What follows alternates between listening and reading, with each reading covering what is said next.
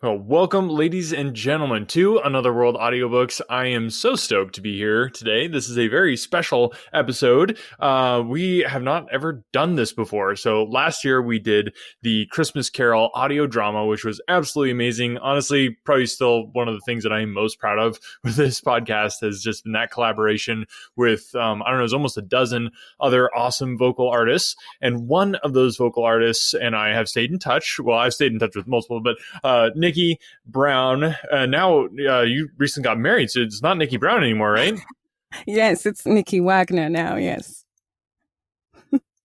that's correct. Yes, Nicee Wagner, the married lady, coming back on the podcast, gracing us with her presence today, with a very special announcement. Something that I've kind of been keeping close to my vest. I kept hinting at it, and guys, we're ready to announce now. We are going to be bringing you some bonus episodes of Another World Audiobooks. I'm so excited about this. Some of these awesome vocal artists that I've been in touch with since the Christmas Carol collaboration have come back to, just do another, basically an encore performance of their own book. So, Nicee, I'm so glad to have you on the podcast. Thanks for coming on. Thank you so much. I'm so stoked to be here and surprise everybody. Yeah. Yeah, big surprise, because this is not going to be how we normally do it. The way we normally do it, if you've been around this podcast, you know, every Sunday coming out with an episode. It's usually a chapter, maybe 2 chapters if we're lucky. Time constraints and all that sort of thing. So I have brought on, Nicee has graciously volunteered to do an entire audiobook, and we're going to be releasing that multiple chapters per day over the next week. So you're getting a ton of bonus content, all because of Nicee's generosity here. So, Nicee, why don't you tell us what book we get to dive into here?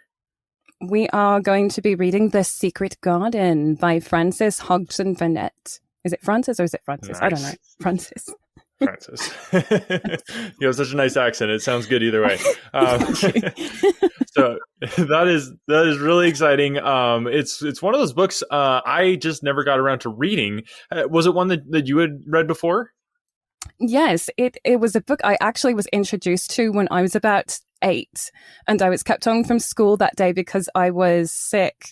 And I remember my mum put on, I think it was the Disney Channel or something, and it was on the film version. And I felt so entranced by it. And so my mum took me to the library and actually checked out the book for me, and I read the book, and I just thought it was absolutely fire. I thought it was magical. And so nice. When we started kicking around ideas for The Secret Garden, I'm like, there we go, that's the one.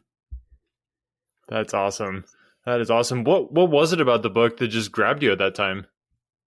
Well, when I was 8, when I was a kid, and I read it and then saw the film, I felt like it was such an amazing concept, that it was about, a garden that seemed to have magical and healing powers. But as an adult, I read it over and I get a little bit more out of it, which is, the more, I don't want to say philosophical aspect of it, which is, if you have a positive mentality and a positive way of thinking, then you're going to get more positive results. And there's several characters throughout the book who start off with that more negative mentality, that more negative way of thinking. And then once the garden comes into play a little bit more, then it starts to eradicate a little bit, and each of them start to have a more improved life experience. That's awesome. Yeah, like I said, it's not one that I have read before, so I'm stoked to be able to get into this. I missed out on that, so that's really cool. So it was just kind of your connection to it that made you want to do it here on the podcast? Well, yeah, I would say it was, just that personal connection once we compiled that list. And then, I just really feel like there is something very healing about being outside and being in nature and just kind of letting all it fall away. I feel in this 21st century that we're living in, where we're constantly ruled by our electronics, that we don't get that as often as we should. And as a result, it's created a lot of dis-ease in the world. And so I think we kind of, it still has a message that we can listen to today and learn from, I feel. I love that. Yeah, no, I've definitely been experiencing that myself here, even within this last week. So, with that in mind, I really can't wait to listen to it. Yeah, so let's just maybe for people like me who like I kind of have, I think I saw like part of the movie or something at some point, so I kind of have a basic idea, but maybe just give somebody kind of the teaser plot overview. You know, no spoilers, just a little bit of a plot overview for people who aren't familiar with the book. Right. Okay. So the main plot of this story is it's about a 9-year-old little girl named Mary Lennox who starts off in India, and I'm just going to call a spade a spade. The girl is an absolute brat. She really, really is. She has servants that she abuses, and she's just such a mean little thing. And her entire family and all of the servants are taken away by cholera. And so she's shipped off to England to go live with a distant uncle. And, you know, she goes outside eventually at some point, because at first she doesn't want to go. And then she goes outside and she discovers that there is a locked door in the backyard that leads to a garden that nobody has been in for 10 years. And comes with a host of other mysteries that get solved along. Ooh. Yeah, it's kind of mysterious in a way. Yeah.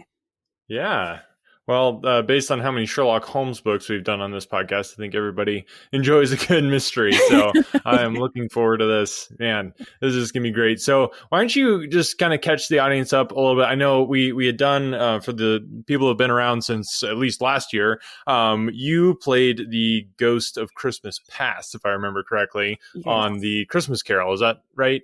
Yes, absolutely correct. Yeah, that was so much fun.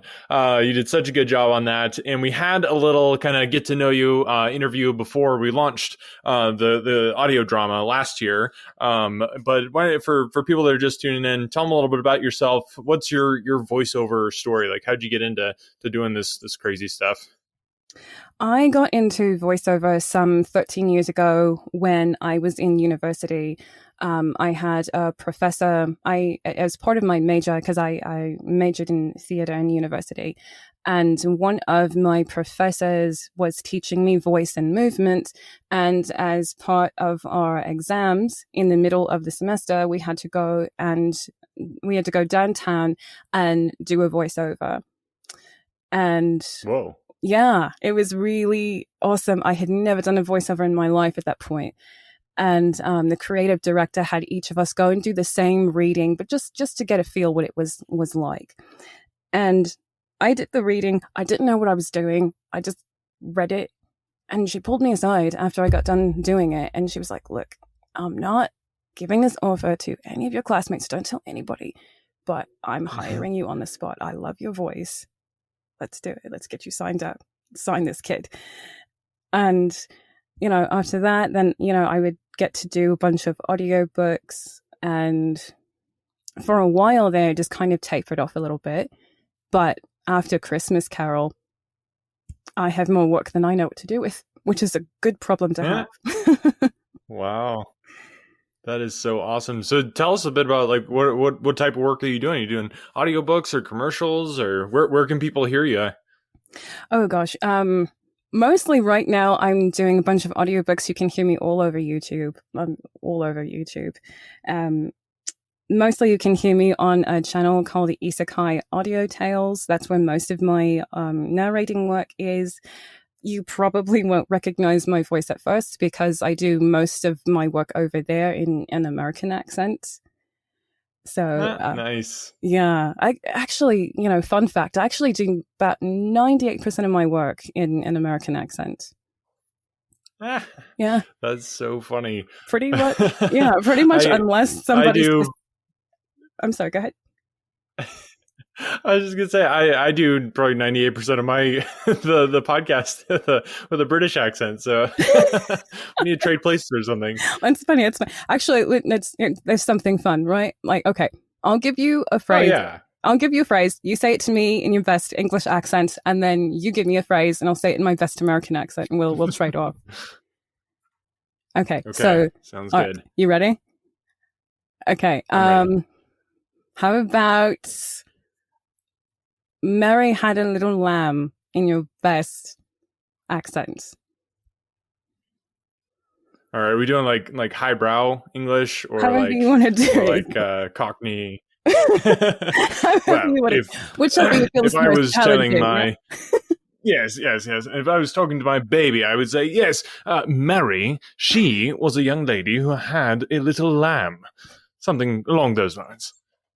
Very good. It's pretty. How'd I do? No, this is pretty good. 9 out of 10. 9 out of 10. Okay, all right. I'll take that from a real Brit. Yeah. So how about howdy y'all? Come on inside and have some biscuits and gravy.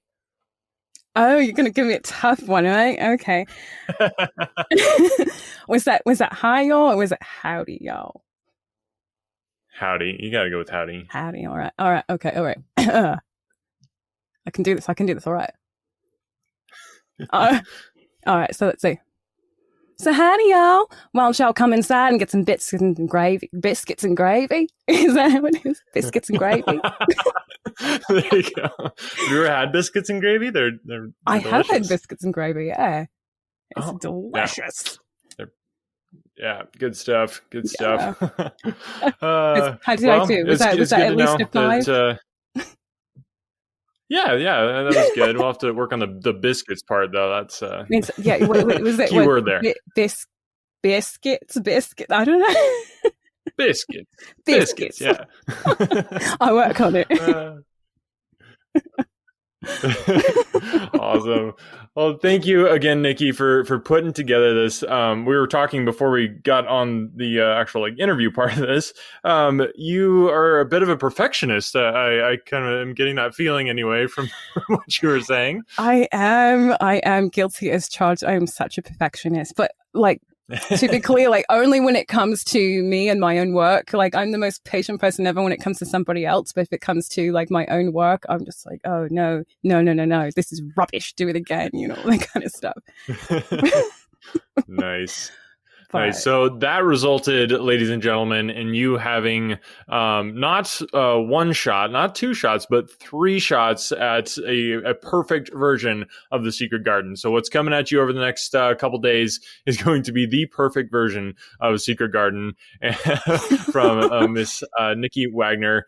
Man, I'm so excited about this. I'm just can't thank you enough. There's such a generous gift that Nicee is giving us to allow us to be able to play this on the podcast. So thank you, Nicee. And I want people to go and check you out on your other stuff and make you more famous than you are, because you deserve it. So why don't you let people know where can they check out some of the stuff you've done? Where can they send you some social media love, or give you a like on YouTube, or what's the best way for them to do that? The best way that you can find me is you can find me on Isekai Audio Tales on YouTube. That's ISEKAI.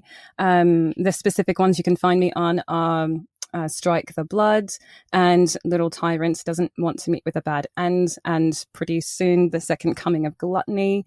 And also pretty soon here, it'll be launched in the next week or so. I formed my own website at last, and you can find me there on NiceeWagnersVoice.com. That would be NiceeWagners.com. Yeah, she's got the cool spelling of Nicee. I like it. Awesome.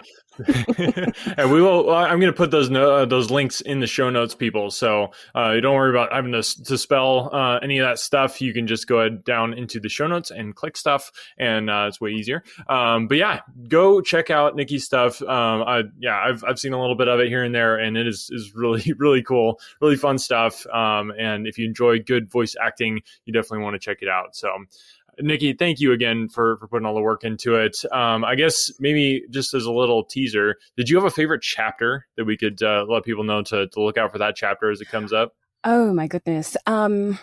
I would That probably might be a hard question. I know, that's like asking me to choose my favorite child, right? Chapter 10, I would say off the top of my head, chapter 10, Dickon, because I really got to Yorkshire it up. Or I tried my best to Yorkshire it up. That's a very, very, very hard dialect to master, because it's like 3 or 4 dialects basically rolled into one. And, and I'm from the UK and I have a hard time doing New Yorkshire accent. But, Dickon is my favorite character. He's such an amazing, amazing little kid. And so that chapter, just really focusing on him, is probably my favorite chapter. So chapter 10. All right, people, watch out for chapter 10. You guys are getting a real treat here. Like, not only did Nicee volunteer her time and effort here, but this is a real Brit who actually knows the difference between all the accents. Like, when I do it, it's just kind of random British accents thrown in there. But you're getting the real deal here from Nicee. So enjoy these next coming days. Tons of bonus content, and make sure to go ahead and check out Nicee with the links below. Nicee, thank you again so much, and I'm looking forward to listening to all this myself. I will definitely be downloading and listening. Thanks again. Thank you so much. All right, so once again, so excited to be bringing this to you. And one more thing that I had to share. Nicee and I had a great conversation, and afterwards she sent me a message, and it was just, I had asked her, on the interview there, why she had chosen the Secret Garden, and then she sent me a message afterward that kind of expounded a bit more on her original answer there. And at first she wasn't sure if she wanted to share it, but then she just sent me a message a little bit ago, said that she's reflected and prayed over it and just wants to share it with the listeners, and just in case this story might bless or inspire somebody. So this is Nicee's words, and I just wanted to share it with you right now. I just felt compelled to share this with you today. During our interview, you asked why I chose The Secret Garden to read. The short answer was that I feel it has a relevant message for today's readers and listeners. But the long answer is that I have a special connection to the book. From February to April of last year, my husband was in the hospital with a TBI, traumatic brain injury. He couldn't walk very well, so had to have a wheelchair. His eyes couldn't focus properly. He couldn't remember simple things like his birthday. I could go on. One day, I was pushing him in his wheelchair when I saw that there was a healing garden on the second floor. We went into it, and I tell you, it was quite possibly one of the most beautiful sights I've ever seen. Roses of every color, waterfalls, prayer circles, and a healing bell. It was enormous, and patients were supposed to ring the bell when they got discharged. Little improvements started happening after I started taking him, mostly his walking. For some reason, it reminded me of The Secret Garden. I downloaded a copy and read some of the book to my husband every night to put him to sleep. I truly believe he got the message of it, that if you believe you'll be better, you will be.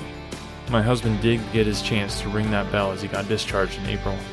Sometimes I swear I can still hear that bell today. As of now, he walks perfectly fine, and aside from some short-term memory loss, has made a full recovery. I believe in my heart of hearts that he found God's divine healing in that garden. I wanted to share this book with your listeners, to share the power of that miracle with them. This is why I've been such a perfectionist with recording and editing this, and so nervous that it wasn't good. At any rate, this is why I chose The Secret Garden. Wow. I just wanted to share that with everybody who's listening. A lot of times, just the Sherlock Holmes book or whatever, they're fun, good reads, and that's what Another World Audiobooks is about. But more than that, when I started this podcast, one of the things that really struck me was just the power of words.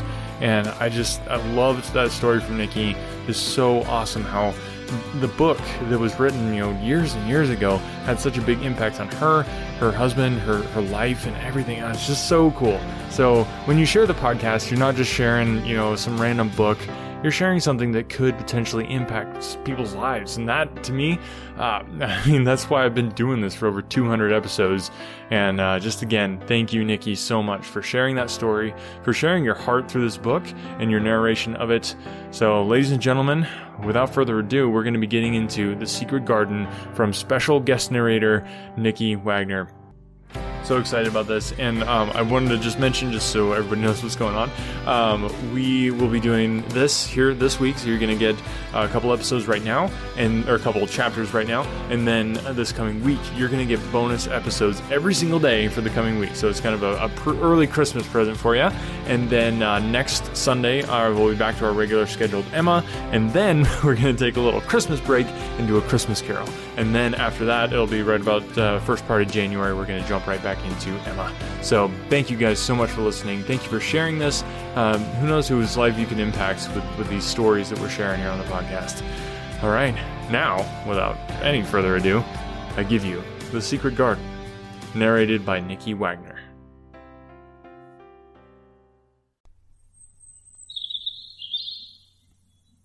The Secret Garden by Frances Hodgson Burnett.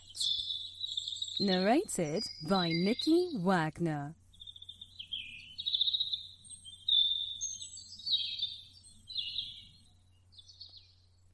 Chapter 1. There is no one left.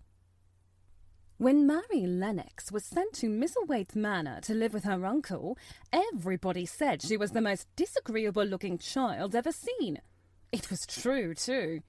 She had a little thin face and a little thin body, thin light hair and a sour expression. Her hair was yellow, and her face was yellow because she had been born in India and had always been ill in one way or another. Her father had held a position under the English government and had always been busy and ill himself, and her mother had been a great beauty who cared only to go to parties and amuse herself with gay people. She had not wanted a little girl at all, and when Mary was born, she handed her over to the care of an ayah, who was made to understand that if she wished to please the Mem Sahib, she must keep the child out of sight as much as possible. So, when she was a sickly, fretful, ugly little baby, she was kept out of the way. And when she became a sickly, fretful, toddling thing, she was kept out of the way also. She never remembered seeing familiarly anything but the dark faces of her ayah and the other native servants, and as they always obeyed her and gave her her own way in everything, because the Mem Sahib would be angry if she was disturbed by her crying, by the time she was 6 years old, she was as tyrannical and selfish a little pig as ever lived. The young English governess who came to teach her to read and write disliked her so much that she gave up her place in 3 months, and when other governesses came to try to fill it, they always went away in a shorter time than the first one. So, if Mary had not chosen to really want to know how to read books, she would never have learned her letters at all. One frightfully hot morning, when she was about 9 years old, she awakened feeling very cross, and she became crosser still when she saw that the servant who stood by her bedside was not her ayah. "Why did you come?" she said to the strange woman. "I will not let you stay. Send my ayah to me." The woman looked frightened, but she only stammered that the ayah could not come, and when Mary threw herself into a passion and beat and kicked her, she looked only more frightened and repeated that it was not possible for the ayah to come to Missy Sahib. There was something mysterious in the air that morning. Nothing was done in its regular order, and several of the native servants seemed missing, while those whom Mary saw slunked or hurried about with ashy and scared faces. But no one would tell her anything, and her ayah did not come. She was actually left alone as the morning went on, and at last she wandered out into the garden and began to play by herself under a tree near the veranda. She pretended that she was making a flower bed, and she stuck big scarlet hibiscus blossoms into little heaps of earth, all the time growing more and more angry, and muttering to herself the things she would say and the names she would call Sadie when she returned. "Pig! Pig! Doctor of pigs!" she said, because to call a native a pig is the worst insult of all. She was grinding her teeth and saying this over and over again when she heard her mother come out on the veranda with someone. She was with a fair young man, and they stood talking together in low, strange voices. Mary knew the fair young man who looked like a boy. She had heard that he was a very young officer who had just come from England. The child stared at him, but she stared most at her mother. She always did this when she had a chance to see her, because the Mem Sahib, Mary used to call her that oftener than anything else, was such a tall, slim, pretty person and wore such lovely clothes. Her hair was like curly silk, and she had a delicate little nose which seemed to be disdaining things, and she had large, laughing eyes. All her clothes were thin and floating, and Mary said they were full of lace. They looked fuller of lace than ever this morning, but her eyes were not laughing at all. They were large and scared, and lifted imploringly to the fair boy officer's face. "Is it so very bad? Oh, is it?" Mary heard her say. "Awfully," the young man answered in a trembling voice. "Awfully, Mrs. Lennox. You ought to have gone to the hills 2 weeks ago." The Mem Sahib wrung her hands. "Oh, I know I ought," she cried. "I only stayed to go to that silly dinner party. What a fool I was!" At that very moment, such a loud sound of wailing broke out from the servants' quarters that she clutched the young man's arm, and Mary stood shivering from head to foot. The wailing grew wilder and wilder. "What is it? What is it?" Mrs. Lennox gasped. "Someone has died," answered the boy officer. "You did not say it had broken out among your servants." "I did not know," the Mem Sahib cried. "Come with me! Come with me!" And she turned and ran into the house. After that, appalling things happened, and the mysteriousness of the morning was explained to Mary. The cholera had broken out in its most fatal form, and people were dying like flies. The Ayah had been taken ill in the night, and it was because she had just died that the servants had wailed in the huts. Before the next day, 3 other servants were dead, and others had run away in terror. There was panic on every side, and dying people in all the bungalows. During the confusion and bewilderment of the second day, Mary hid herself in the nursery and was forgotten by everyone. Nobody thought of her. Nobody wanted her, and strange things happened of which she knew nothing. Mary alternately cried and slept through the hours. She only knew that people were ill and that she heard mysterious and frightening sounds. Once she crept into the dining room and found it empty, though a partly finished meal was on the table and chairs, and plates looked as if they had been hastily pushed back when the diners rose suddenly for some reason. The child ate some fruit and biscuits, and being thirsty, she drank a glass of wine, which stood nearly filled. It was sweet, and she did not know how strong it was. Very soon it made her intensely drowsy, and she went back to her nursery and shut herself in again, frightened by cries she heard in the huts and by the hurrying sound of feet. The wine made her so sleepy that she could scarcely keep her eyes open, and she lay down on her bed and knew nothing more for a long time. Many things happened during the hours in which she slept so heavily, but she was not disturbed by the wails and the sound of things being carried in and out of the bungalow. When she awakened, she lay and stared at the wall. The house was perfectly still. She had never known it to be so silent before. She heard neither voices nor footsteps, and wondered if everybody had got well of the cholera and all the trouble was over. She wondered also who would take care of her now her Ayah was dead. There would be a new Ayah, and perhaps she would know some new stories. Mary had been rather tired of the old ones. She did not cry because her nurse had died. She was not an affectionate child, and had never cared much for anyone. The noise and hurrying about and wailing over the cholera had frightened her, and she had been angry because no one seemed to remember that she was alive. Everyone was too panic-stricken to think of a little girl no one was fond of. When people had the cholera, it seemed that they remembered nothing but themselves.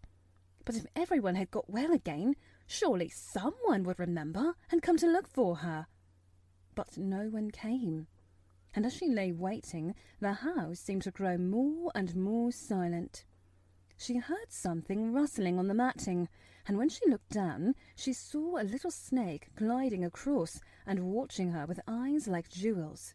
She was not frightened, because he was a harmless little thing who would not hurt her, and he seemed in a hurry to get out of the room.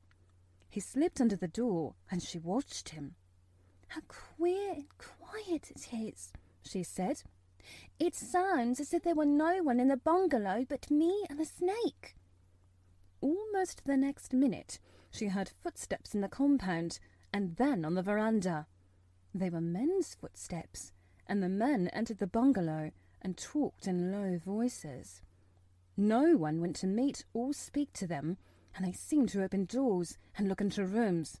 "What desolation!" she heard one voice say. "That pretty woman. I suppose the child, too. I heard there was a child, though no one ever saw her." Mary was standing in the middle of the nursery when they opened the door a few minutes later. She looked an ugly, cross little thing, and was frowning because she was beginning to be hungry and feel disgracefully neglected. The first man who came in was a large officer she had once seen talking to her father. He looked tired and troubled, but when he saw her, he was so startled that he almost jumped back. "Barney!" he cried out. "There's a child here. A child alone. In a place like this. Mercy on us. Who is she?" "I am Mary Lennox," the little girl said, drawing herself up stiffly. She thought the man was very rude to call her father's bungalow a place like this. "I fell asleep when everyone had the cholera, and I have only just wakened up." "Why does nobody come?" "It is the child no one ever saw," exclaimed the man, turning to his companions. "She has actually been forgotten." "Why was I forgotten?" Mary said, stamping her foot. "Why does nobody come?" The young man, whose name was Barney, looked at her very sadly. Mary even thought she saw him wink his eyes as if to wink tears away. "Poor little kid," he said. "There is nobody left to come." It was in that strange and sudden way that Mary found out that she had neither father nor mother left, that they had died and been carried away in the night, and that the few native servants who had not died also left the house as quickly as they could get out of it, none of them even remembering that there was a Missy Sahib. That was why the place was so quiet. It was true that there was no one in the bungalow but herself and the little rustling snake. Chapter 2. Mistress Mary Quite Contrary. Mary had liked to look at her mother from a distance, as she had thought her very pretty, but as she knew very little of her, she could scarcely have been expected to love her, or to miss her very much when she was gone. She did not miss her at all, in fact, and as she was a self-absorbed child, she gave her entire thought to herself, as she had always done. If she had been older, she would no doubt have been very anxious at being left alone in the world. But she was very young, and as she had always been taken care of, she supposed she always would be. What she thought was that she would like to know if she was going to nice people who would be polite to her and give her her own way, as her ayah and the other native servants had done. She knew that she was not going to stay at the English clergyman's house where she was taken at first. She did not want to stay. The English clergyman was poor, and he had 5 children nearly all the same age, and they wore shabby clothes, and were always quarrelling and snatching toys from each other. Mary hated their untidy bungalow and was so disagreeable to them that after the first day or two, nobody would play with her. By the second day, they had given her a nickname, which made her furious. It was Basil who thought of it first. Basil was a little boy with impudent blue eyes and a turned-up nose, and Mary hated him. She was playing by herself under a tree, just as she had been playing the day the cholera broke out. She was making heaps of earth and paths for a garden, and Basil came and stood near to watch her. Presently he got rather interested and suddenly made a suggestion. "Why don't you put a heap of stones there and pretend it is a rockery?" he said. "There, in the middle." And he leaned over her to point. Go away, cried Mary. I don't want boys. Go away. For a moment Basil looked angry, and then he began to tease. He was always teasing his sisters. He danced round and round her and made faces and sang and laughed. Mistress Mary, quite contrary, how does your garden grow? With silver bells and cockle shells and marigolds all in a row. He sang it until the other children heard and laughed too. And the crosser Mary got, the more they sang Mistress Mary, quite contrary. And after that, as long as she stayed with them, they called her Mistress Mary, quite contrary, when they spoke of her to each other, and often when they spoke to her. "You are going to be sent home," Basil said to her, "at the end of the week, and we're glad of it." "I am glad of it too," answered Mary. "Where is home?" "She doesn't know where home is," said Basil, with 7-year-old scorn. "It's England, of course. Our grandmamma lives there, and our sister Mabel was sent to her last year. You are not going to your grandmamma. You have none. You are going to your uncle.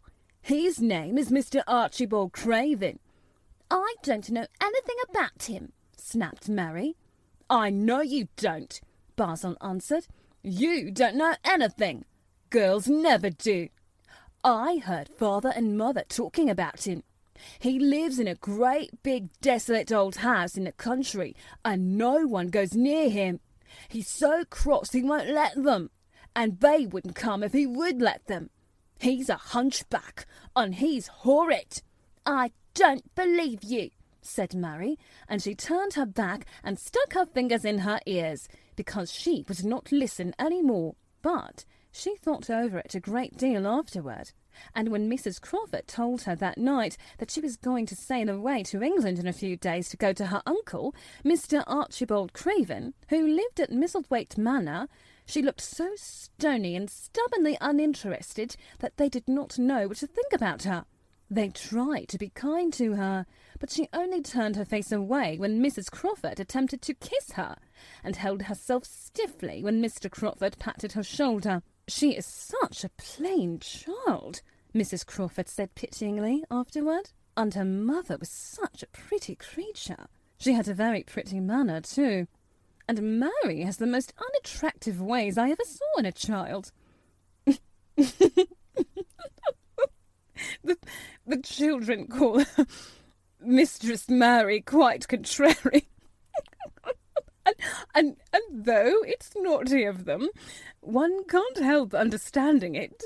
Perhaps if her mother had carried her pretty face and her pretty manners often into the nursery, Mary might have learned some pretty ways too. It is very sad. Now the poor beautiful thing is gone, to remember that many people never even knew that she had a child at all. "I believe she scarcely ever looked at her," sighed Mrs. Crawford. "When her ayah was dead, there was no one to give a thought to the little thing. Oh, think of the servants running away and leaving her all alone in that deserted bungalow. Colonel McGraw said he nearly jumped out of his skin when he opened the door and found her standing by herself in the middle of the room." Mary made the long voyage to England under the care of an officer's wife, who was taking her children to leave them in a boarding school. She was very much absorbed in her own little boy and girl, and was rather glad to hand the child over to the woman Mr. Archibald Craven sent to meet her in London. The woman was his housekeeper at Misselthwaite Manor, and her name was Mrs. Medlock. She was a stout woman, with very red cheeks and sharp black eyes.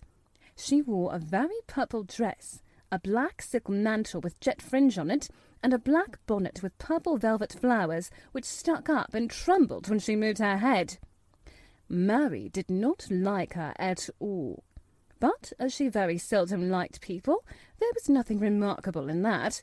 Besides which it was very evident Mrs. Medlock did not think much of her. "My word! She's a plain little piece of goods," she said. "And we'd heard that her mother was a beauty. She hasn't handed much of it down, has she, Mum?" "Perhaps she will improve as she grows older," the officer's wife said good-naturedly. "If she were not so sallow and had a nicer expression, her features are rather good. Children alter so much." "She'll have to alter a good deal," answered Mrs. Medlock. "And there's nothing likely to improve children at Misselthwaite, if you ask me." They thought Mary was not listening because she was standing a little apart from them at the window of the private hotel they had gone to. She was watching the passing buses and cabs and people, but she heard quite well and was made very curious about her uncle and the place he lived in. What sort of place was it? And what would he be like? What was a hunchback? She had never seen one.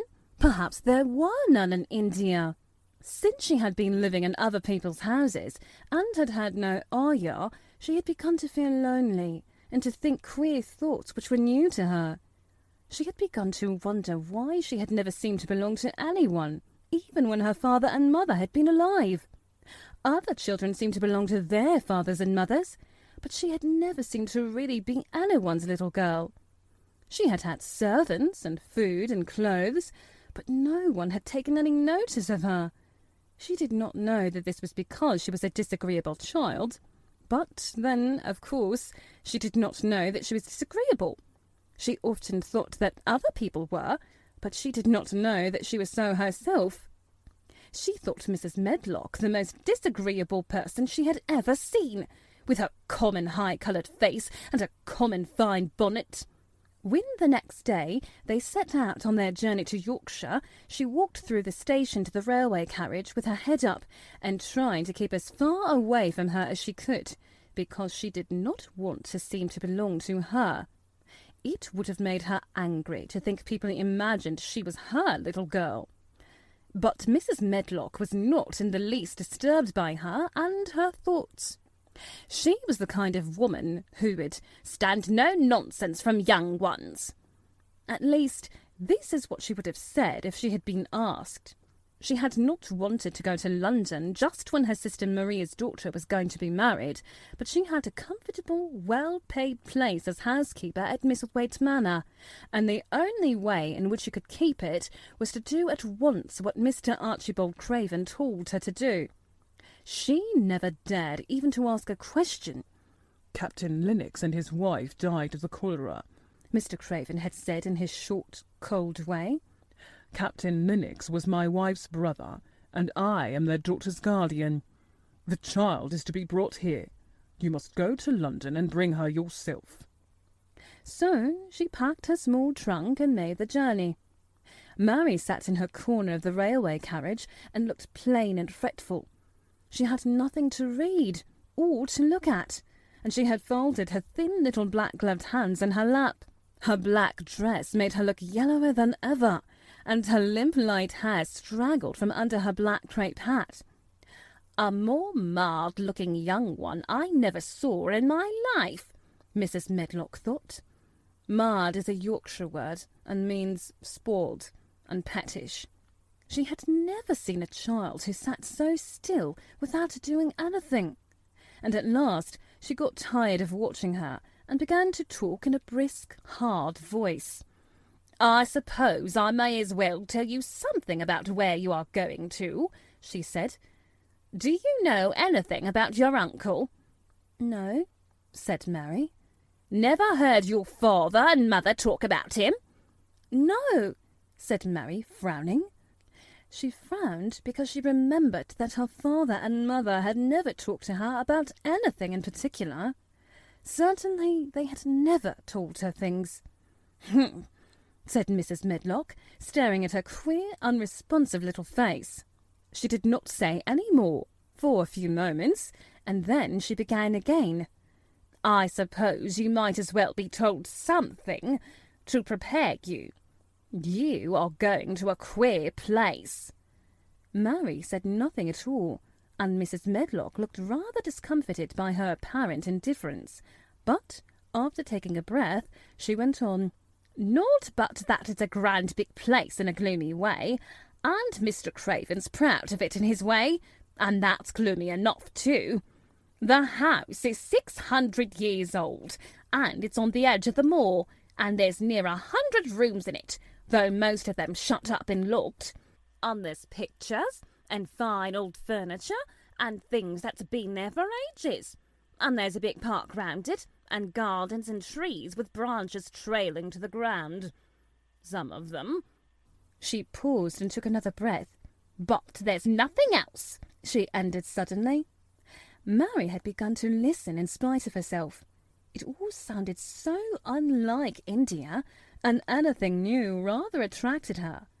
But she did not intend to look as if she were interested. That was one of her happy, disagreeable ways. So she sat still. Well, said Mrs. Medlock, what do you think of it? Nothing, she answered. I know nothing about such places. That made Mrs. Medlock laugh a short sort of laugh. She said, but you are like an old woman. Don't you care? It doesn't matter, said Mary, whether I care or not. You are right enough there, said Mrs. Medlock. It doesn't. What you're to be kept at Misselthwaite Manor for, I don't know, unless because it's the easiest way. He's not going to trouble himself about you, that's sure and certain. He never troubles himself about no one. She stopped herself, as if she had just remembered something in time. He's got a crooked back, she said. That set him wrong. He was a sour young man, and got no good of all his money and big place till he was married. Mary's eyes turned toward her in spite of her intention not to seem to care. She had never thought of the hunchback's being married, and she was a trifle surprised. Mrs. Medlock saw this, and as she was a talkative woman, she continued with more interest. This was one way of passing some of the time, at any rate. She was a sweet, pretty thing, and he'd have walked the world over to get her a blade of grass she wanted. Nobody thought she'd marry him, but she did, and people said she married him for his money. But she didn't. She didn't. Positively. When she died, Mary gave a little involuntary jump. Oh, did she die?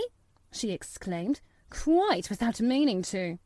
She had just remembered a French fairy story she had once read called Riquet à la Roupe. It had been about a poor hunchback and a beautiful princess, and it had made her suddenly sorry for Mr. Archibald Craven. Yes, she died, Mrs. Medlock answered, and it made him queerer than ever. He cares about nobody. He won't see people. Most of the time he goes away, and when he is at Misselthwaite, he shuts himself up in the West Wing, and won't let anyone but Pitcher see him. Pitcher's an old fellow, but he took care of him when he was a child, and he knows his ways.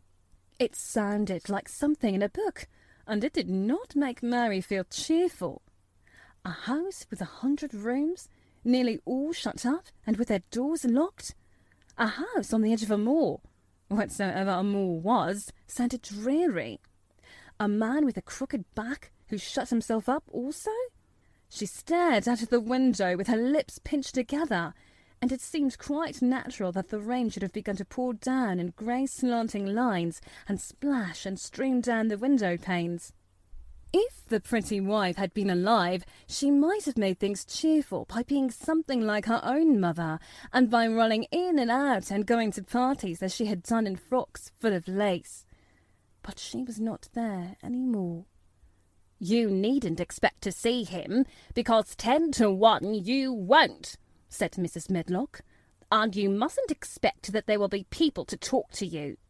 You'll have to play about and look after yourself.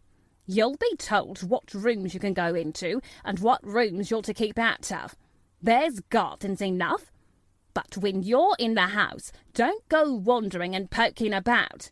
Mr. Craven won't have it." "I shall not want to go poking about," said sour little Mary, and just as suddenly as she'd begun to be rather sorry for Mr. Archibald Craven, she began to cease to be sorry, and to think he was unpleasant enough to deserve all that had happened to him. And she turned her face toward the streaming panes of the window of the railway carriage, and gazed out at the grey rainstorm, which looked as if it would go on for ever, and steadily that the greyness grew wider and wider before her eyes, and she fell asleep. Chapter 3. Across the Moor. She slept a long time, and when she awakened, Mrs. Medlock had bought a lunch basket at one of the stations, and they had some chicken and cold beef and bread and butter and some hot tea. The rain seemed to be streaming down more heavily than ever, and everybody in the station wore wet and glistening waterproofs. The guard lighted the lamps in the carriage, and Mrs. Medlock cheered up very much over her tea and chicken and beef. She ate a great deal, and afterward fell asleep herself, and Mary sat and stared at her, and watched her fine bonnet slip on one side until she herself fell asleep once more in the corner of the carriage, lulled by the splashing of the rain against the windows. It was quite dark when she awakened again. The train had stopped at a station, and Mrs. Medlock was shaking her. "You have had to sleep," she said. "It's time to open your eyes. We're at Thwaite Station, and we've got a long drive before us." Mary stood and tried to keep her eyes open while Mrs. Medlock collected her parcels. The little girl did not offer to help her, because in India native servants always picked up or carried things, and it seemed quite proper that other people should wait on one. The station was a small one, and nobody but themselves seemed to be getting out of the train. The station master spoke to Mrs. Medlock in a rough, good-natured way, pronouncing his words in a queer, broad fashion which Mary found out afterward was Yorkshire.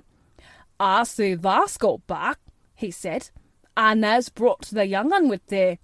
"Aye, that's her," answered Mrs. Medlock, speaking with a Yorkshire accent herself, and jerking her head over her shoulder toward Mary. "How's that, missus?"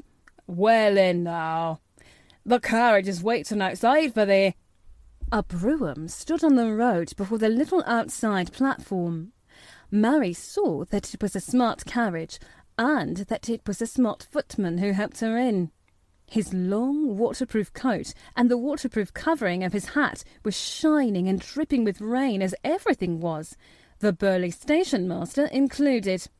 When he shut the door, mounted the box with the coachman, and they drove off, the little girl found herself seated in a comfortably cushioned corner. But she was not inclined to go to sleep again. She sat and looked out to the window, curious to see something of the road over which she was being driven to the queer place Mrs. Medlock had spoken of. She was not at all a timid child, and she was not exactly frightened, but she felt that there was no knowing what might happen in a house with 100 rooms nearly all shut up, a house standing on the edge of a moor. "What is a moor?" she said suddenly to Mrs. Medlock. "Look out of the window in about 10 minutes and you'll see," the woman answered. "We've got to drive 5 miles across Missel Moor before we get to the manor. You won't see much because it's a dark night, but you can see something." Mary asked no more questions, but waited in the darkness of a corner, keeping her eyes on the window. The carriage lamps cast rays of light a little distance ahead of them, and she caught glimpses of the things they passed. After they had left the station, they had driven through a tiny village, and she had seen whitewashed cottages and the lights of a public house. Then they had passed a church and a vicarage and a little shop window or so in a cottage with toys and sweets and odd things set out for sale. Then they were on the high road and saw hedges and trees. After that, there seemed nothing different for a long time. Or at least it seemed a long time to her. At last, the horses began to go more slowly, as if they were climbing uphill, and presently there seemed to be no more hedges and no more trees. She could see nothing, in fact, but a dense darkness on either side. She leaned forward and pressed her face against the window just as the carriage gave a big jolt. We're on the moor now, sure enough, said Mrs. Medlock. The carriage lamps shed a yellow light on a rough-looking road which seemed to be cut through bushes and low-growing things which ended in a great expanse of dark, apparently spread out before and round them. A wind was rising and making a singular, wild, low, rushing sound. It's not the sea, is it? Said Mary, looking round at her companion. No, not it, answered Mrs. Medlock. Nor it isn't fields nor mountains. It's just miles and miles and miles of wild land that nothing grows on but heather and gorse and broom, and nothing lives on but wild ponies and sheep. I feel as if it might be the sea, if there were water on it, said Mary. It sounds like the sea just now. That's the wind blowing through the bushes, Mrs. Medlock said. It's a wild, dreary enough place to my mind, though there's plenty that likes it, particularly when the heather's in bloom. On and on they drove through the darkness, and though the rain stopped, the wind rushed by and whistled and made strange sounds. The road went up and down, and several times the carriage passed over a little bridge beneath which water rushed very fast with a great deal of noise. Mary felt as if the drive would never come to an end, and that the wide bleak moor was a wide expanse of black ocean through which she was passing on a strip of dry land. I don't like it, she said to herself. I don't like it. And she pinched her thin lips more tightly together. The horses were climbing up a hilly piece of road when she first caught sight of a light. Mrs. Medlock saw it as soon as she did, and drew a long sigh of relief. I am glad to see that bit of light twinkling, she exclaimed. It's the light in the lodge window. We shall get a good cup of tea after a bit, at all events. It was after a bit, as she said, for when the carriage passed through the park gates, there was still 2 miles of avenue to drive through, and the trees, which nearly met overhead, made it seem as if they were driving through a long, dark vault. They drove out of the vault into a clear space and stopped before an immensely long but low-built house which seemed to ramble round a stone court. At first, Mary thought that there were no lights at all in the windows, but as she got out of the carriage, she saw that one room in a corner upstairs showed a dull glow. The entrance door was a huge one made of massive, curiously shaped panels of oak, studded with big iron nails and bound with great iron bars.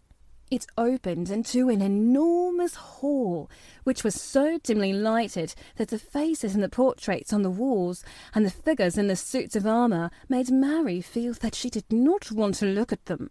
As she stood on the stone floor, she looked a very small, odd little black figure, and she felt as small and lost and odd as she looked. A neat, thin old man stood near the manservant who opened the door for them. "You are to take her to her room," he said in a husky voice. "He doesn't want to see her. He's going to London in the morning." "Very well, Mr. Pitcher," Mrs. Medlock answered. "So long as I know what's expected of me, I can manage." "What's expected of you, Mrs. Medlock?" Mr. Pitcher said. is that you make sure that he's not disturbed and that he doesn't see what he doesn't want to see." And then Mary Lennox was led up a broad staircase and down a long corridor and up a short flight of steps and through another corridor and another until a door opened in a wall and she found herself in a room with a fire in it and a supper on a table. Mrs. Medlock said unceremoniously, "Well, here you are. This room and the next are where you'll live, and you must keep to them. Don't you forget that." It was in this way that Mistress Mary arrived at Misselthwaite Manor, and she had perhaps never felt quite so contrary in all her life. Chapter 4. Martha. When she opened her eyes in the morning, it was because a young housemaid had come into her room to light the fire and was kneeling on the hearth rug, raking out the cinders noisily. Mary lay and watched her for a few moments, and then began to look about the room. She had never seen a room at all like it, and thought it curious and gloomy. The walls were covered with tapestry, with a forest scene embroidered on it. There were fantastically dressed people under the trees, and in the distance there was a glimpse of the turrets of the castle. There were hunters, and horses, and dogs, and ladies. Mary felt as if she were in the forest with them. Out of a deep window she could see a great climbing stretch of land, which seemed to have no trees on it, and to look rather like an endless, dull, purplish sea. "What is that?" she said, pointing out of the window. Martha, the young housemaid, who had just risen to her feet, looked and pointed also. "That there?" she said. "Yes, that's the moor," with a good-natured grin. "Does thou like it?" "No," answered Mary. "I hate it. That's because thou'rt not used to it," Martha said, going back to her hearth. "Thou thinks us too big and bare now, but thou will like it." "Do you?" inquired Mary. "Aye, that I do," answered Martha, cheerfully polishing away at the grate. "I just love it. It's none bare. It's covered with growing things a smell sweet. It's fair lovely in spring and summer when the gorse and broom and heather's in flower. It smells of honey, and there's such a lot of fresh air. And the sky looks so high, and the bees and skylarks make such a noise humming and singing. Hey, I wouldn't live away from the moor for anything." Mary listened to her with a grave, puzzled expression. The native servants she had been used to in India were not in the least like this. They were obsequious, unservile, and did not presume to talk to their masters as if they were their equals. They made salams and called them protector of the poor and names of that sort. Indian servants were commanded to do things, not asked. It was not the custom to say please and thank you, and Mary had always slapped her ayah in the face when she was angry. She wondered a little what this girl would do if one slapped her in the face. She was a round, rosy, good-natured-looking creature, but she had a sturdy way which made Mistress Mary wonder if she might not even slap back, if the person who slapped her was only a little girl. "You are a strange servant," she said from her pillows, rather haughtily. Martha sat up on her heels, with her blacking brush in her hand, and laughed, without seeming the least out of temper. "I know that," she said. "If there was a grand missus at Misselthwaite, I should never have been one of the under housemaids. I might have been left to be scullery maid, but I'd never have been let upstairs. I'm too common, and I talk too much Yorkshire. But this is a funny house for all it's so grand. Seems like there's neither master nor mistress except Mr. Pitcher and Mrs. Medlock. Mr. Craven, he won't be troubled about anything when he's here, and is nearly always away. Mrs. Medlock gave me the place out of kindness. She told me she could never have done it if Misselthwaite had been like the other big houses." "Are you going to be my servant?" Mary asked, still in her imperious little Indian way. Martha began to rub her grate again.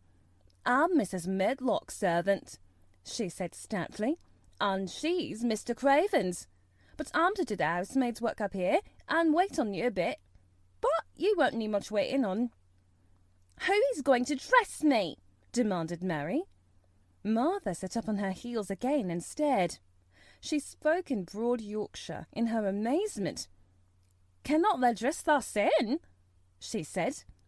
What do you mean? I don't understand your language, said Mary. I forgot, Martha said. Mrs. Medlock told me I'd have to be careful or you wouldn't know what I was saying. I mean, can't you put on your own clothes? No, answered Mary, quite indignantly. I never did in my life. My ayah dressed me, of course. Well, said Martha, evidently not in the least aware that she was impudent, it's time thou should learn. Thou cannot begin younger. It'll do thee good to wait on thy sin a bit. My mother always said she couldn't see why grand people's children didn't turn out to be fair fools. What with nurses and being washed and dressed and took out to walk as if they were puppets. It is different in India, said Mistress Mary disdainfully. She could scarcely stand this. But Martha was not at all crushed.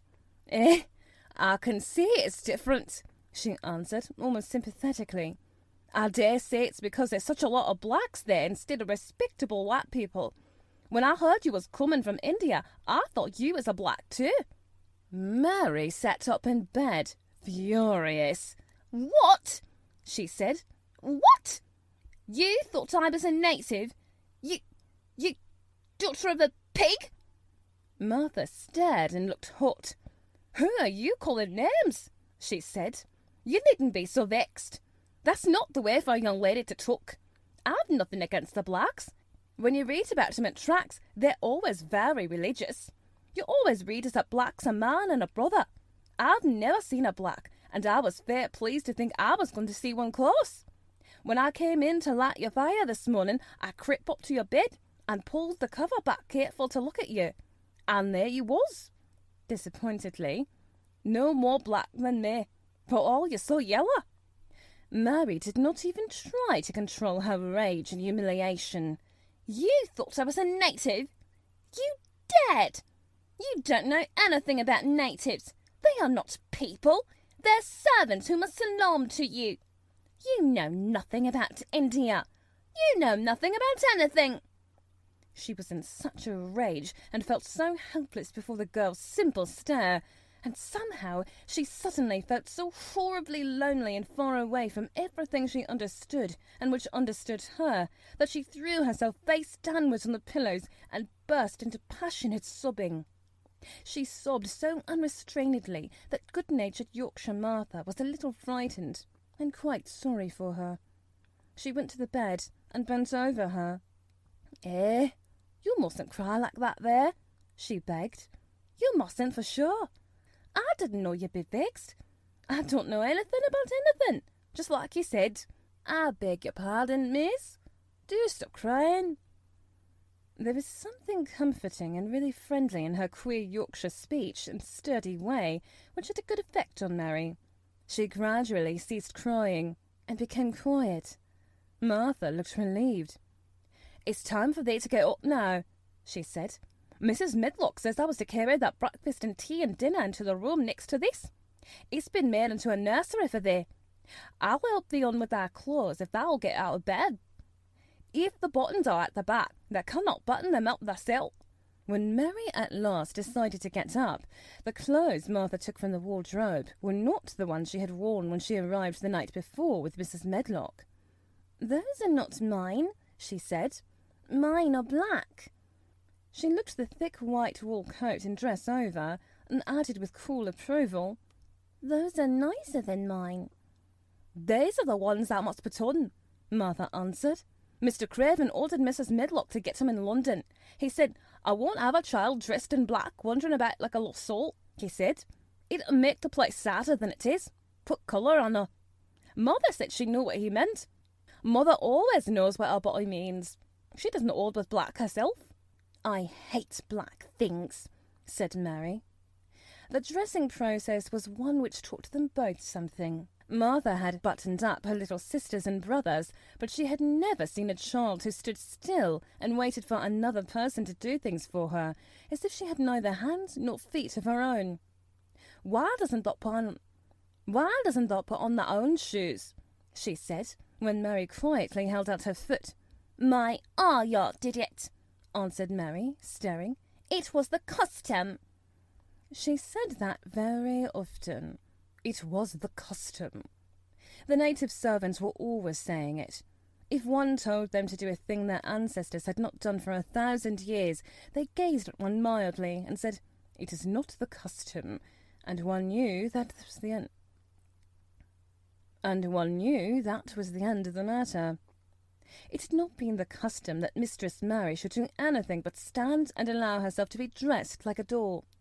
But before she was ready for breakfast, she began to suspect that her life at Misselthwaite Manor would end by teaching her a number of things quite new to her. Things such as putting on her own shoes and stockings, and picking up things she let fall. If Martha had been a well-trained fine young lady's maid, she would have been more subservient and respectful, and would have known that it was her business to brush hair and button boots, and pick things up and lay them away. She was, however, only an untrained Yorkshire rustic who had been brought up in a moorland cottage with a swarm of little brothers and sisters who had never dreamed of doing anything but waiting on themselves and on the younger ones who were either babies in arms or just learning to totter about and tumble over things. If Mary Lennox had been a child who was ready to be amused, she would perhaps have laughed at Martha's readiness to talk. But Mary only listened to her coldly and wondered at her freedom of manner. At first she was not at all interested, but gradually, as the girl rattled on in her good-tempered, homely way, Mary began to notice what she was saying. You can see 'em all, she said. There's 12 of us, and my father only gets 16 shillin' a week. I can tell you my mother's put it to get porridge for 'em all. They tumble about to the moor, and they play there all day, and Mother says the air on the moor fattens 'em. She says she believes that they eat the grass same as the wild ponies do. Dickon, he's 12 years old, and he's got a young pony he calls his own." "Where did he get it?" asked Mary. "He found it on the moor when he was a little one, and he began to make friends with it, and he gave it bits of bread and pluck young grass for it. And it got to like him, so it follows him about, and it lets him get on his back. Dickon's a kind lad, and animals likes him." Mary had never possessed an animal pet of her own, and had always thought she should like one. So she began to feel a slight interest in Dickon, and as she had never before been interested in anyone but herself, it was the dawning of a healthy sentiment. When she went into the room, which had been made into a nursery for her, she found that it was rather like the one she had slept in. It was not a child's room, but a grown-up person's room, with gloomy old pictures on the walls, and heavy old oak chairs. A table in the centre was set with a good substantial breakfast. But she had always had a very small appetite, and she looked with something more than indifference at the first plate Martha set before her. "I don't want it," she said. "Thou doesn't want the porridge?" Martha exclaimed incredulously. "No, thou doesn't know how good it is. Put a bit of treacle on it, or a bit of sugar." "I don't want it," repeated Mary. Said Martha. "I can't abide to see good victuals go to waste. If our children was at this table, they'd clean its bay in 5 minutes." "Why?" said Mary coldly. "Why?" echoed Martha. "Because they scarce ever had their stomachs full in their lives. They're as hungry as young hawks and foxes." "I don't know what it is to be hungry," said Mary, with the indifference of ignorance. Martha looked indignant. "Well, it would do thee good to try it. I can see that plain enough," she said outspokenly. "I've no patience with folks that sit round and just stares at good bread and meat. My word! Don't I wish Dickon and Phil and Jane and the rest of 'em had what's here under their pinafores." "Why don't you take it to them?" suggested Mary. "It's not mine," answered Mary stoutly. "And this isn't my day out. I get my day out once a month, same as the rest. Then I go home and clean up for Mother and give her a day's rest." Mary drank some tea and ate a little toast and some marmalade. "You wrap up warm and run out and play, you," said Martha. "It'll do you good and give you some stomach for your meat." Mary went to the window. There were gardens and paths and big trees, but everything looked dull and wintry. "Out? Why should I go out in a day like this?" "Well, if that doesn't go out, that'll have to stay in. And what's I got to do?" Mary glanced about her. There was nothing to do. When Mrs. Medlock had prepared the nursery, she had not thought of amusement. Perhaps it would be better to go and see what the gardens were like. "Will you go with me?" she inquired. Martha stared. "You'll go by yourself," she answered. "You'll have to learn to play like other children does when they haven't got sisters and brothers. Our Dickon got off on the moor by himself and plays for hours. That's how he made friends with the pony. He's got sheep on the moor that knows him, and birds as comes and eats out of his hand. However little there is to eat, he always saves a bit of bread to coax his pets." It was really this mention of Dickon which made Mary decide to go out, though she was not aware of it. There would be birds outside, though there would not be ponies or sheep. They would be different from the birds in India, and it might amuse her to look at them. Martha found her coat and hat for her, and a pair of stout little boots, and she showed her way downstairs. "If thou goes round, thou'll find thou'll come to the gardens," she said, pointing to a gate in a wall of shrubbery. "There's lots of flowers in summer-time, but there's nothing blooming now." She seemed to hesitate a second before she added, "One of the gardens is locked up. No one has been in it for 10 years. "Why?" asked Mary in spite of herself. Here was another locked door, added to the 100 in the strange house. "Mr. Craven had it shut when his wife died so sudden. He wouldn't let no one go inside. It was her garden. He locked the door and dug a hole and buried the key. There's Mrs. Medlock's bell ringing. I must run." After she was gone, Mary turned down the walk which led to the door in the shrubbery. She could not help thinking about the garden which no one had been into for 10 years. She wondered what it would look like and whether there were any flowers still alive in it. When she had passed through the shrubbery gate, she found herself in great gardens with wide lawns and winding walks with clipped borders. There were trees and flower beds and evergreens clipped into strange shapes and a large pool with an old grey fountain in its midst. But the flower beds were bare and wintry, and the fountain was not playing. This was not the garden which was shut up. How could a garden be shut up? You could always walk into a garden.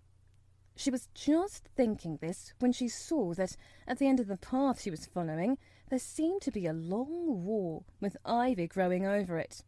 She was not familiar enough with England to know that she was coming upon the kitchen gardens where the vegetables and fruit were growing. She went toward the wall and found that there was a green door in the ivy and that it stood open. This was not the closed garden, evidently, and she could go into it. She went through the door and found that it was a garden with walls all round it, and that it was only one of several walled gardens which seemed to open into one another. She saw another open green door, revealing bushes and pathways between beds containing winter vegetables. Fruit trees were trained flat against the wall, and over some of the beds there were glass frames. The place was bare and ugly enough, Mary thought, as she stood and stared about her.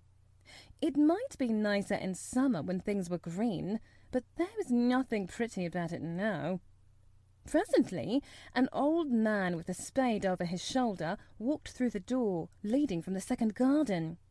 He looked startled when he saw Mary, and then touched his cap. He had a surly old face, and did not seem at all pleased to see her. But then she was displeased with his garden, and wore her quite contrary expression, and certainly did not seem at all pleased to see him. "What is this place?" she asked. "One of the kitchen gardens," he answered. "What is that?" said Mary, pointing through the other green door. "Another of 'em, shortly. There's another to the other side of the wall, and then there's the orchard on the other side of that." "Can I go in then?" asked Mary. "If thou likes, but there's naught to say." Mary made no response. She went down the path and through the second green door. There she found more walls and winter vegetables and glass frames. But in the second wall there was another green door, and it was not open. Perhaps it led into the garden which no one had seen for 10 years. As she was not at all a timid child, and always did what she wanted to do, Mary went to the green door and turned the handle. She hoped the door would not open, because she wanted to be sure she had found the mysterious garden. But it did open quite easily, and she walked through it and found herself in an orchard. There were walls all round it also, and trees trained against them, and there were bare fruit trees growing in the winter-brown grass, but there was no green door to be seen anywhere. Mary looked for it, and yet when she had entered the upper end of the garden, she had noticed that the wall did not seem to end with the orchard, but to extend beyond it, as if it enclosed a place at the other side. She could see the tops of trees above the wall, and when she stood still, she saw a bird with a bright red breast sitting on the topmost branch of one of them, and suddenly he burst into his winter song, almost as if he had caught sight of her and was calling to her. She stopped and listened to him, and somehow his cheerful, friendly little whistle gave her a pleased feeling. Even a disagreeable little girl may be lonely, and the big closed house and big bare moor and big bare gardens had made this one feel as if there was no one left in the world but herself. If she had been an affectionate child who had been used to being loved, she would have broken her heart. But even though she was Mistress Mary quite contrary, she was desolate, and the bright-breasted little bird brought a look into her sour little face which was almost a smile. She listened to him until he flew away. He was not like an Indian bird, and she liked him and wondered if she should ever see him again. Perhaps he lived in the mysterious garden and knew all about it.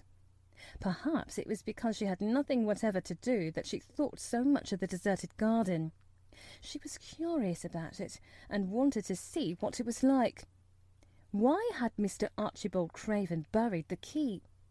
If he had liked his wife so much, why did he hate her garden?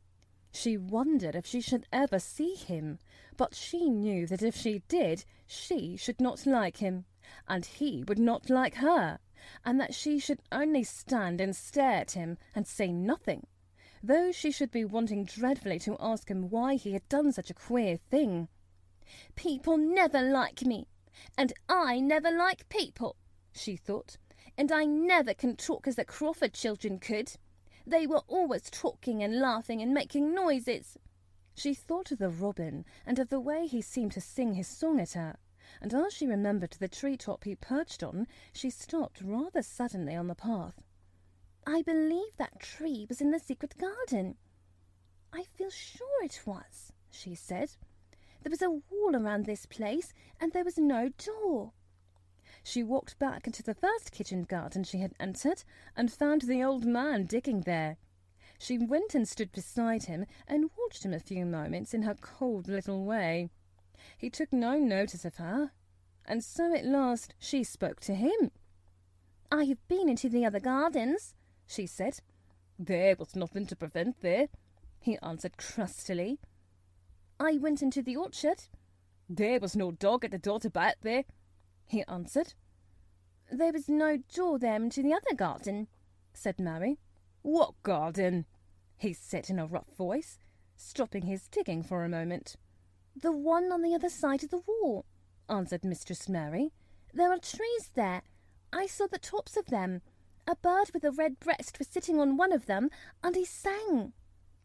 To her surprise, the surly old weather-beaten face actually changed its expression. A slow smile spread over it, and the gardener looked quite different. It made her think that it was curious how much nicer a person looked when he smiled. She had not thought of it before. He turned about to the orchard side of his garden and began to whistle. A low, soft whistle. She could not understand how such a surly man could make such a coaxing sound. Almost the next moment, a wonderful thing happened. She heard a soft little rushing flight through the air, and it was the bird with the red breast flying to them, and he actually alighted on the big clod of earth quite near to the gardener's foot. "Here he is," chuckled the old man, and then he spoke to the birds as if he were speaking to a child. "Where hast thou been, thou cheeky little beggar?" he said. "I've not seen thee before today. Has thou begun that courting this early in the season? That's too forward." The bird put his tiny head on one side and looked up at him with his soft bright eye, which was like a black dewdrop. He seemed quite familiar and not the least afraid. He hopped about and pecked the earth briskly, looking for seeds and insects. It actually gave Mary a queer feeling in her heart, because he was so pretty and cheerful and seemed so like a person. He had a tiny plump body and a delicate beak and slender delicate legs. "Will he always come when you call him?" she asked, almost in a whisper. "Ah, that he will. I've known him ever since he was a fledgling. He come over the nest in the other garden when first he flew over the wall, and he was too weak to fly for a few days, and we got friendly. When he went over the wall again, the rest of the brood was gone, and he was lonely, and he came back to me." "What kind of bird is he?" Mary asked. "Doesn't thou know? He's a robin redbreast, and they're the friendliest, curiousest birds alive. They're almost as friendly as dogs, if you know how to get on with them. Watch him pecking about there and looking round at us now and again. He knows we're talking about him." It was the queerest thing in the world to see the old fellow. He looked at the plump little scarlet waistcoated bird as if he were proud and fond of him. "He's a conceited one," he chuckled. "He likes to hear folk talk about him. And curious. Bless me, there never was his lack for curiosity and meddling. He's always coming to see what I'm planting. He knows about all things Mr. Craven never troubles himself to find out. He's the head gardener, he is." The robin hopped about busily pecking the soil, and now and then stopped and looked at them a little. Mary thought his black dewdrop eyes gazed at her with great curiosity. It really seemed as if he were finding out all about her. The queer feeling in her heart increased. "Where did the rest of the brood fly to?" she asked. "There's no knowing. The old ones turn 'em out in their nest and make 'em fly, and they're scattered before you know it. This one was a knowing one, and he knew he was lonely." Mistress Mary went a step nearer to the robin and looked at him very hard. "I'm lonely," she said. She had not known before that this was one of the things which made her feel sour and cross. She seemed to find it out when the robin looked at her, and she looked at the robin. The old gardener pushed his cap back on his bald head and stared at her a minute. "Art thou the little wench from India?" he asked. Mary nodded. "Then no wonder that's lonely. That'll be lonelier before that's done," he said. He began to dig again, driving his spade deep into the rich black garden soil, while the robin hopped about very busily employed. "What is your name?" Mary inquired. He stood up to answer her. "Ben Witherstaff," he answered, and then he added with a surly chuckle, "I'm lonely myself, except when he's with me," and he jerked his thumb toward the robin. He's the only friend I've got." "I have no friends at all," said Mary. "I never had. My ayah didn't like me, and I never played with anyone." It is a Yorkshire habit to say what you think with blunt frankness, and old Ben Weatherstaff was a Yorkshire moorman. "Thou and me are a good bit alike," he said. "We was wove out of the same cloth. We're neither of us good looking, and we're both of us as sour as we look. We've got the same nasty tempers, both of us, I'll warrant." This was plain speaking, and Mary Lennox had never heard the truth about herself in her life. Native servants always salaamed and submitted to you, whatever you did. She had never thought much about her looks, but she wondered if she was as unattractive as Ben Weatherstaff, and she also wondered if she looked as sour as she had looked before the robin came. She actually began to wonder also if she was nasty-tempered. She felt uncomfortable. Suddenly, a clear, rippling little sound broke out near her, and she turned round. She was standing a few feet away from a young apple tree, and the robin had flown onto one of its branches and had burst into a scrap of a song. Ben Weatherstaff laughed outright. "What did he do that for?" asked Mary. "He's made up his mind to make friends with thee," replied Ben. "Dang me if he hasn't took a fancy to thee." "To me?" said Mary, and she moved toward the little tree softly and looked up. "Would you make friends with me?" she said to the robin, just as if she was speaking to a person. "Would you?" And she did not say it either in her hard little voice or in her imperious Indian voice, but in a tone so soft and eager and coaxing that Ben Weatherstaff was as surprised as she had been when she heard him whistle. "Why," he cried out, "that's it, that's as nice and human as if I was a real child instead of a sharp old woman. That's it, it's almost like Dickon talks to his wild things on the moor." "Do you know Dickon?" Mary asked, turning round rather in a hurry. "Everybody knows him. Dickon's wandering about everywhere. The very blackberries and everbillows knows him. I warned the foxes should know him where the cubs lies, and the skylarks doesn't hide their nest from him." Mary would have liked to ask some more questions. She was almost as curious about Dickon as she was about the deserted garden. But just at that moment, the robin, who had ended his song, gave a little shake of his wings, spread them, and flew away. He had made his visit and had other things to do. "He has flown over the wall," Mary cried out, watching him. "He has flown into the orchard. He has flown across the other wall, into the garden where there is no door." "He lives there," said old Ben. "He came out of the egg there. If he's caught in, he's making up to some young madam of a robin that lives among the old rose trees there." "Rose trees?" said Mary. "Are there rose trees?" Ben Weatherstaff took up his spade again and began to dig. "There was 10 years ago," he mumbled. "I should like to see them," said Mary. "Where is the green door? There must be a door somewhere." Ben drove his spade deep and looked as uncompanionable as he had looked when she first saw him. "There was 10 years ago, but there isn't now," he said. "No door?" cried Mary. "There must be." "None as anyone can find, and none is anyone's business. Don't you be a meddlesome wench and poke your nose where it's no cause to go. Here, I must go on with my work. Get your gun and play, you. I've no more time."